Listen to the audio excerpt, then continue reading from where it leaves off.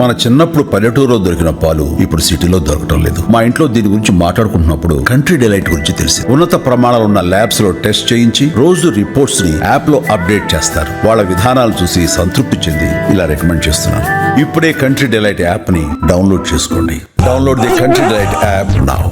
ఢిల్లీ ఎన్నికల్లో భారతీయ జనతా పార్టీ అపూర్వ విజయం తర్వాత తెలుగు రాష్ట్రాల్లో ఉన్న పార్టీల ఫస్ట్ రియాక్షన్స్ ఎలా ఉన్నాయంటే, బీఆర్ఎస్ పార్టీ నుంచి కేటీఆర్ ఒక ట్వీట్ చేశారు sir. Congrats to Rahul Gandhi for winning the election for BJP at again, well done. అంటే బీజేపీని గెలిపించిన రాహుల్కు అభినందనలు అని చెప్పి. వాస్తవంగా కాంగ్రెస్ గెలిస్తే అది మింగుడు పడని అంశము, కానీ భారతీయ జనతా పార్టీ గెలిచింది కాబట్టి ఇలా ఆవు కథ తెలుసు కదా మనకు. సార్ ఇప్పుడు ఆవు కథ ఏంటి, ఎటన్నా పో మళ్ళీ ఆవు దగ్గరికి వస్తుంది. సార్ సో బీఆర్ఎస్ ఎటన్నా అది ఢిల్లీ కానీ ఈవెన్ ట్రంప్ కానీ కాంగ్రెస్ దగ్గర వస్తుంది.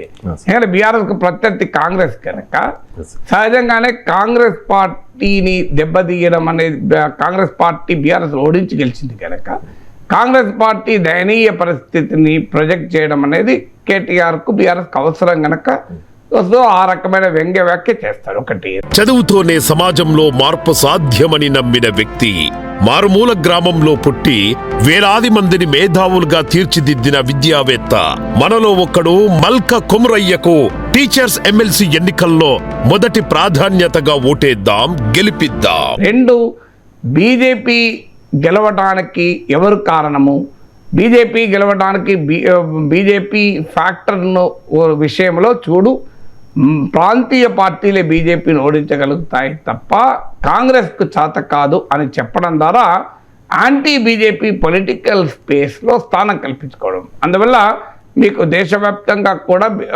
మమతా బెనర్జీ అయినా, అఖిలేష్ యాదవ్ అయినా, కమ్యూనిస్టులైనా అందరూ అదే చెప్తారు. ఒక కేటీఆరే కాదు.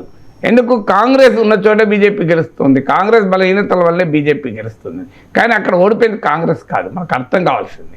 కేటీఆర్కి అవసరం ఉంది కనుక కాంగ్రెస్ని అటాక్ చేయొచ్చు, ఎందుకంటే ఆమ్ ఆద్మీ పార్టీని అటాక్ చేయరు. ఎందుకంటే లిక్కర్ స్కామ్లో సహనిందితులు. మీరు గమనించండి, లిక్కర్ స్కామ్ వచ్చిన తర్వాత ఆప్ అండ్ బీఆర్ఎస్ క్లోజ్ అయింది. అప్పటిదాకా ఆప్ కేసీఆర్ అవినీతి ప్రభుత్వం అని ఆరోపించింది, మీకు గుర్తుండే ఉంటుంది.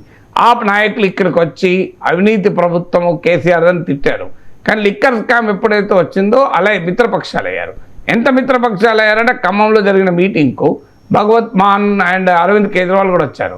మరి మీ మిత్రులు ఓడిపోయారని చెప్పి వేరే వాడు కూడా కామెంట్ చేస్తారు కదా, ఆగుతారా? సో మీరు మీ మంచి స్నేహితులు కదా, మీరు జబర్దస్త్ ఫ్రెండ్స్ కదా, ఖమ్మంలో మీకోసం వచ్చి ఫైట్ కొట్లాడారు, మీకోసం కొట్లాడి మీరు ఓడిపోయారు, వాళ్ళు ఓడిపోయారని ప్రత్యర్థులు అంటారు. అందువల్ల ఎవరి అవసరం వారిది కదా. సో బీఆర్ఎస్కు అవసరం కాంగ్రెస్ని దెబ్బతీయడం, బీజేపీకి గెలుపుకు కారణం కాంగ్రెస్ అని చెప్పెట్టడం. అందువల్ల అదే చెప్తారు కదా ఇంకా ఆటోమేటిక్గా.